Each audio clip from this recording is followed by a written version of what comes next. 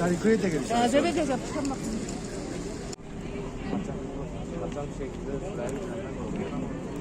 O görüntüyü çek abi. İndirdik.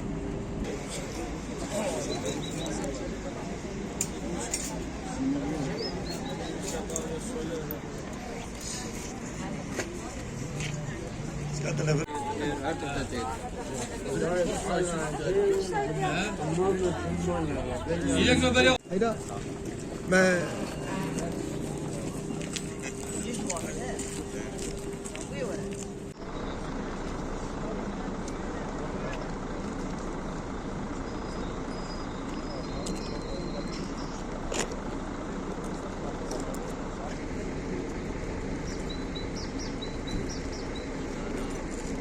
Ya ucuz olmak için almışım o da keşke gelmeseydi. 3 saat beklemişim ben. görüyorsun, bu milletin halini görüyorsun. Türkiye'nin her yerinde tarım marketleri varken Batman'da niye yok? Niye gece millet saat 5'te 4'te gelip kuyruklara giriyor? Nereye kadar yani? Demek ki 30'lu yıllar geri geliyor. Kemal Sunal'ın eski filmleri.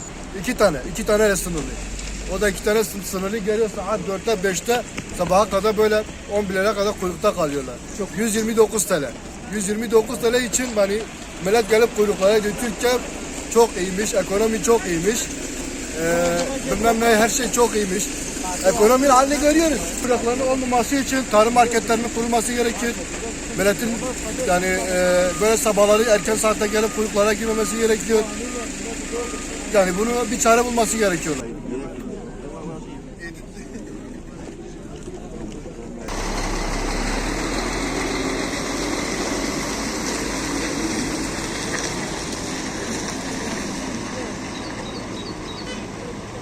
صدوسي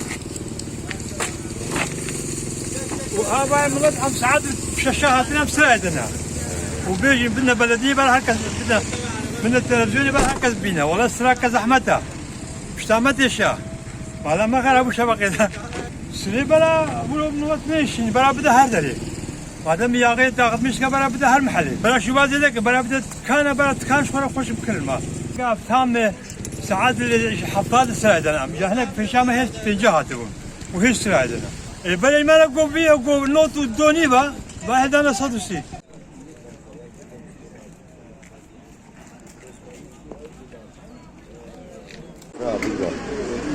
أوسط أنا بلاد بلاد. يكره يوم